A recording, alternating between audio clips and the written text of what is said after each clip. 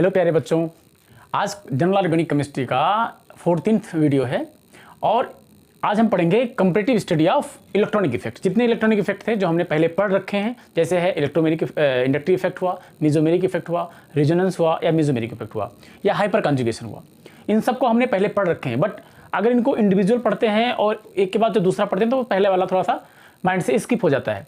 तो आज हम उनको एक ही टेबल में कंपैरेटिव पढ़ेंगे और देखेंगे कि तो इन तीनों इफेक्ट में कैसे कंपैरिजन है, क्या एक दूसरे से कैसे डिफरेंट है, तो इनकी स्टडी आज हम करेंगे। तो हम स्टार्ट करते हैं comparative study of electronic effects. मेरा नाम है सोनू शुक्ला और मेरा चैनल है मिस्ट्री ऑफ साइंस। तो जो तीन इलेक्ट्रॉनिक इफेक्ट हैं जिसमें है इंडक्टिव, मेसोमेरिक या इसको रेजोनेंस बोलते हैं, दोनों लगभग सेम है, थोड़ा डिफरेंट है, मैं समझाऊंगा। और तीसरा है हाइपर कॉन्जुगेशन। हमने इसको इंडिविजुअली पढ़ रखा है लेकिन आज इनको हम कंपैरेटिव पढ़ेंगे। इसे कंपैरेटिव पढ़ने के लिए हम इनको वन बाय वन टेबलाइज करके पढ़ेंगे। हम जैसे पहले लिखते हैं इंडक्टिव इफेक्ट, इंडक्टिव इफेक्ट। दूसरा है hyper conjugation,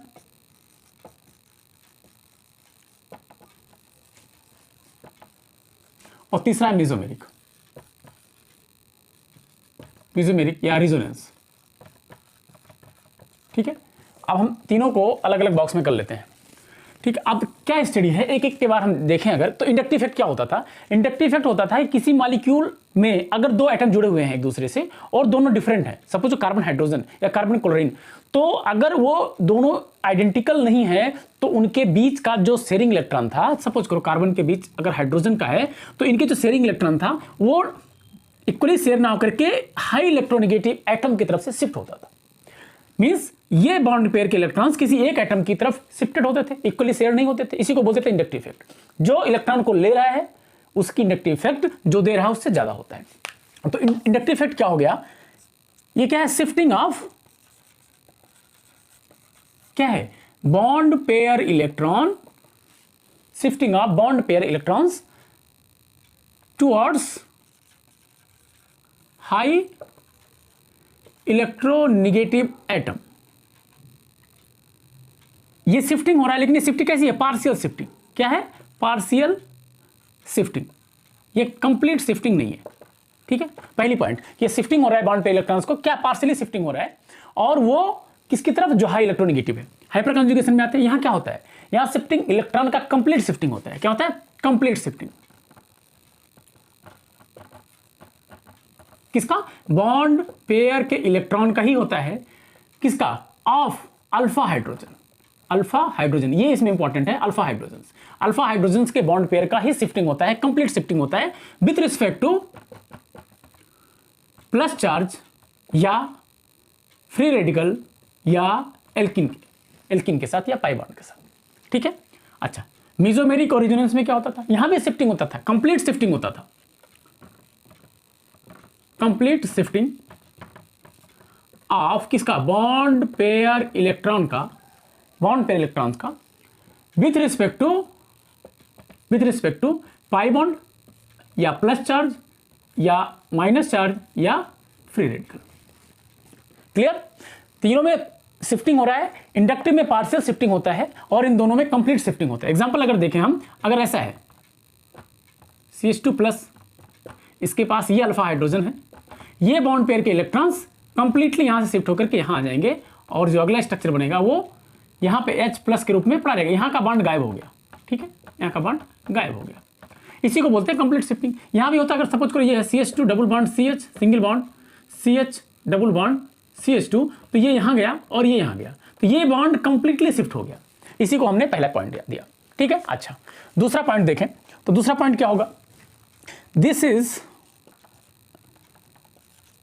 applicable in sigma bond only, sigma bond only। ये इंडक्टिव इफेक्ट पाई बॉन्ड पे काम नहीं करता है, या पाई बॉन्ड के लिए इसका इंडक्टिव इफेक्ट नहीं हम कंसीडर करते हैं, केवल ये सिग्मा बॉन्ड पे ही इसको कंसीडर करते हैं। लेकिन हाइपर कॉन्जुगेशन के पे होता है। हाइपर कॉन्जुगेशन होता है अल्फा हाइड्रोजन के बॉन्ड को, अल्फा हाइड्रोजन के बॉन्ड को। ठीक है, रेजोनेंस क्या होता है? रेजोनेंस में पाई बॉन्ड या लोन लोन पेयर या इसको हम बोलते हैं माइनस चार्ज ही शिफ्टिंग करते हैं, ये पार्टिसिपेट करते हैं। क्लियर? तीनों में क्या डिफरेंस है? यहाँ सिग्मा बॉन्ड में ही इंडक्टिव इफेक्ट पाया जाता है, यहाँ जो इसका यूज है वो किस पे, अल्फा हाइड्रोजन पे है, और यहाँ जो मेसोमेरिक या रेजोनेंस का यूज है वो पाई बॉन्ड के शिफ्टिंग पे या लोन पेयर के शिफ्टिंग पे होता है। ठीक है, तीसरा पॉइंट,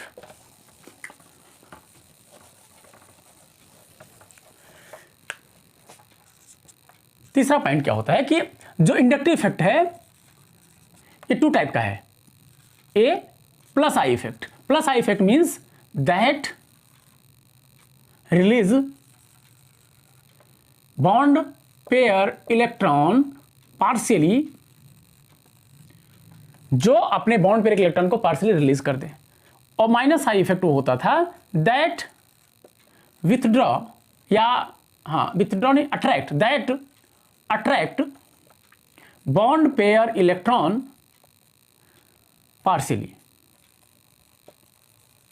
जो पार्शियली बॉन्ड पेयर के इलेक्ट्रॉन को अट्रैक्ट करता था वो माइनस आई इफेक्ट, जो पार्शियली रिलीज करता था वो प्लस आई इफेक्ट। जैसे अगर एग्जांपल लिखें CH3Cl, तो Cl क्या है, हाई इलेक्ट्रोनेगेटिव है, इसलिए क्या करता था, ये बॉन्ड पेयर के इलेक्ट्रॉन को पार्शियली अपनी तरफ शिफ्ट होकर माइनस चार्ज होता था।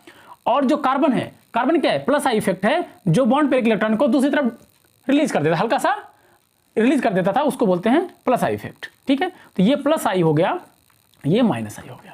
ठीक है, आ जाओ हाइपर कॉन्जुगेशन। हाइपर कॉन्जुगेशन में कोई टाइप्स नहीं होता, ये सिंगल टाइप का होता है, सिंगल टाइप्स का होता है, इसमें कोई टाइप नहीं है। लेकिन मेसोमेरिक इफेक्ट वो दो टाइप का होता है, plus M effect. Plus M effect क्या है, that release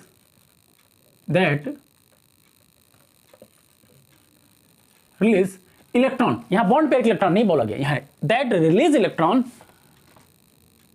to the molecule through resonance. Important ये है कि रिजोनेंस के थ्रू बॉन्ड इलेक्ट्रॉन्स को मॉलिक्यूल में रिलीज कर देता है, मॉलिक्यूल को दे देता है। ठीक है, प्लस माइनस एम क्या होगा, माइनस एम दैट विथड्रॉ, यहां क्या था, यहां पार्शियली अट्रैक्ट करता था, पार्शियली रिलीज करता था, यहां क्या कर रहा है, that withdraw electron from the molecule through resonance. ठीक है, ये जैसे एग्जांपल ले लें, हम एक एग्जांपल ले लें, ऐसे है, सपोज करो ये है, यहां OH लगा हुआ है और ये देखो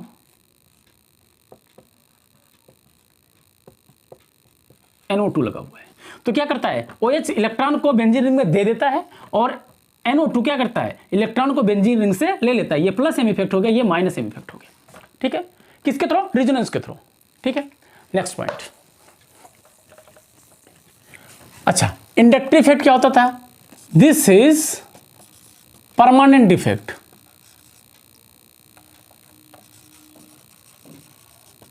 परमानेंट इफेक्ट मतलब ये मॉलिक्यूल में हमेशा एग्जिस्ट करेगा अगर वो दो एटम से अलग अलग डिफरेंट एटम से जुड़ा हुआ है, ये होगा ही होगा।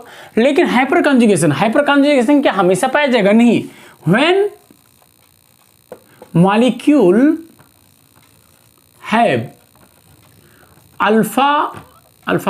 Alpha hydrogen with respect to plus charge free radical या alkene, that shows hyper conjugation.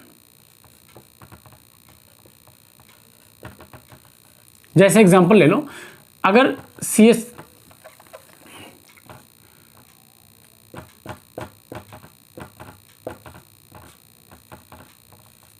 अगर ऐसा है तो यहां हाइपर कॉन्जुगेशन नहीं होगा। जैसे ये CH2 में से एक H निकल गया और इससे प्लस चार्ज आया, या प्लस चार्ज आया, हाइड्राइड आयन के रूप में निकल गया, जैसे इसे प्लस चार्ज आ जाएगा तैसे इस पर हाइपर कॉन्जुगेशन इफेक्टिव हो जाएगा। या जैसे मॉलिक्यूल ऐसे है CH2 CH3, अभी कोई हाइपर कॉन्जुगेशन नहीं है। जैसे यहां से एक एल्कीन आ गया, यहां एल्कीन आ गया CH2, जैसे ही चेंजेज हुए तैसे इस पर हाइपर कॉन्जुगेशन लागू हो गया। मीन्स अल्फा हाइड्रोजन के रिस्पेक्ट में अगर उसको कॉन्जुगेशन मिलता है प्लस चार्ज का, फ्री रेडिकल का या पाई बॉन्ड का, तो हाइपर कॉन्जुगेशन इफेक्टिव हो जाएगा। अच्छा, मेसोमेरिक के लिए क्या चाहिए? मेसोमेरिक के लिए चाहिए जहां रेजोनेंस, जहां पे कॉन्जुगेशन वहां पे रेजोनेंस या वहां पे mesomeric effect. Means molecule that, means ये क्या है? ये टेम्परेरी है। क्या है? टेम्परेरी। लेकिन ये क्या है? ये परमानेंट भी है और टेम्परेरी है, टेम्परेरी भी है। क्यों है बताता हूं। Depends upon conjugation. अगर इसको कॉन्जुगेशन पहले से मिल गया तो उसमें एग्जिस्ट करेगा, अगर कॉन्जुगेशन नहीं है, बाद में कॉन्जुगेशन मिल गया तो उसमें शुरू हो जाएगा। जैसे अगर हम बात करें बेंजीन रिंग में, बेंजीन रिंग में इसमें हमेशा रेजोनेंस होगा, हमेशा रेजोनेंस होगा। लेकिन अगर मैं बात करूं इसकी,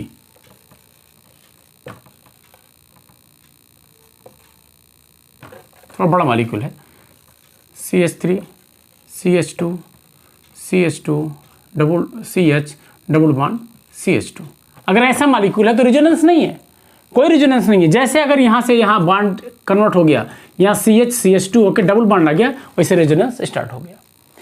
ठीक है, तो रेजोनेंस तहां मिले जहां पे इसको यहां कॉन्जुगेशन मिल गया, इसलिए इसको रेजोनेंस या मेसोमेरिक इफेक्ट काम करने लगा।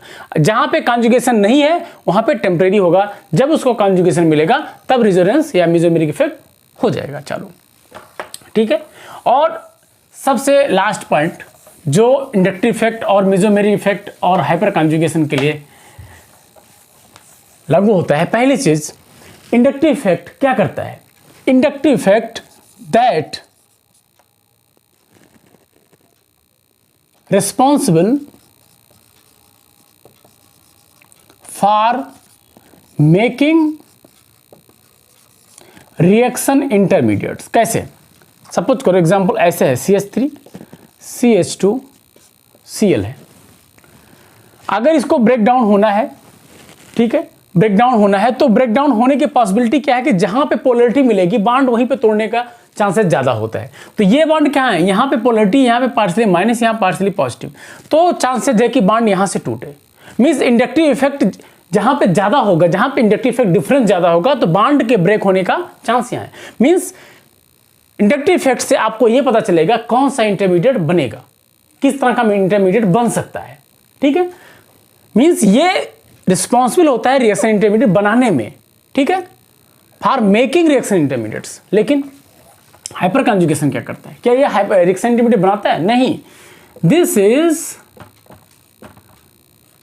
Responsible for stability of reaction intermediates. ये रिएक्शन इंटरमीडिएट्स के स्टेबिलिटी के लिए रिस्पॉन्सिबल है कि अगर इंटरमीडिएट बन गया तो वो कौन सा बनेगा?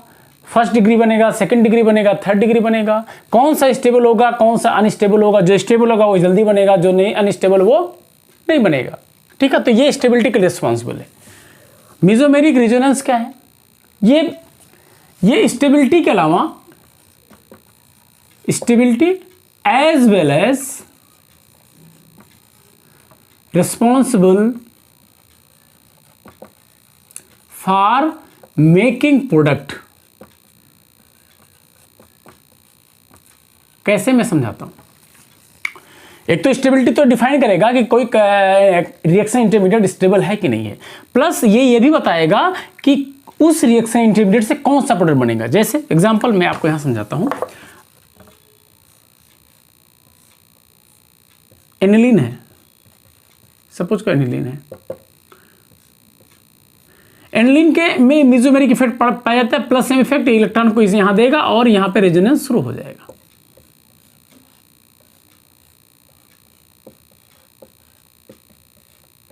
ठीक है, यहां पे माइनस चार्ज, अगली बार क्या होगा? ये यहां जाएगा और माइनस चार्ज, सॉरी, ये यहां आएगा और माइनस चार्ज यहां जनरेट हो जाएगा।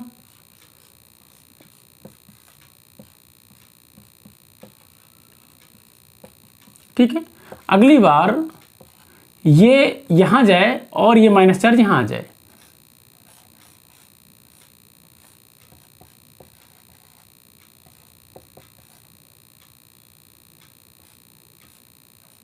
ठीक है। अब देखो, अगर इस मॉलिक्यूल पे इलेक्ट्रोफाइल अटैक करता है तो इंटरमीडिएट बनेगा, लेकिन वो इंटरमीडिएट के बाद जो प्रोडक्ट बनने के चांसेस है कहाँ पे है? हो सकता है कि वो आर्थो पे हो, क्योंकि आर्थो पे इलेक्ट्रोफाइल के इलेक्ट्रॉन डेंसिटी है, और साथ में साथ पैरा पे है।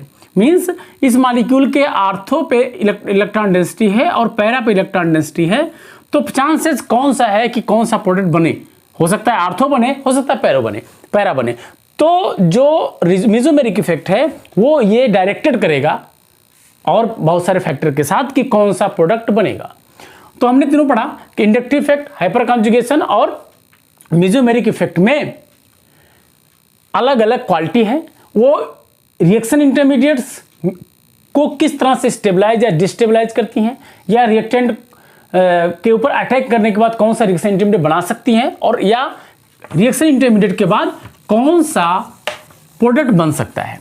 अब देखो, सबसे लास्ट पॉइंट जो हमेशा याद रखनी चाहिए, अगर किसी मॉलिक्यूल में तीनों इफेक्ट पाए जाते हैं, तीनों इफेक्ट पाए जा रहे हैं और एक इफेक्ट स्टेबलाइज करता है, एक इफेक्ट डिस्टेबलाइज करता है, तो इनमें अगर ऑर्डर ऑफ प्रायोरिटी देखा जाए तो सबसे पहले मेसोमेरिक होगा या रिजोनेंस होगा, ठीक है। उसके बाद हाइपर कॉन्जुगेशन होगा या अल्फा हाइड्रोजन इफेक्ट होगा, और उसके बाद हम इंडक्टिव इफेक्ट देखेंगे, ठीक है। ये पॉइंट बहुत इंपॉर्टेंट, जब हमने रिएक्शन इंटरमीडिएट पढ़ाए थे तो इन चीज़ों को बाकायदे एक्सप्लेन किया था कि अगर मॉलिक्यूल के अंदर मेसोमेरिक, हाइपर कॉन्जुगेशन और इंडक्टिव इफेक्ट तीनों मिल रहे हैं तो सबसे ज़्यादा प्रायोरिटी हम देंगे मेसोमेरिक इफेक्ट को, एक्सेप्ट हैलोजेंस। हैलोजेंस में इंडक्टिव इफेक्ट ज़्यादा प्रभावी होता है कंपेयर टू मेसोमेरिक, ये एक्सेप्शन है, ये आपको माइंड में रखना है। तो आज हमने आपको सारे इलेक्ट्रॉनिक इफेक्ट, जो मेजर 3 इलेक्ट्रॉनिक इफेक्ट थे, उनको हमने एक साथ एक्सप्लेन कर दिया। अपने नोट्स को बनाते रहिए, इनको पॉइंट टू पॉइंट नोट करते रहिए और तैयारी करते रहिए। अगला हम वीडियो बनाएंगे, सारे रिएक्शन इंटरमीडिएट्स को एक साथ कंपैरेटिव स्टडी दिखा देंगे, ताकि आपको उन सब चीज़ों को एक साथ रिवीजन करने में आसानी हो। Thank you.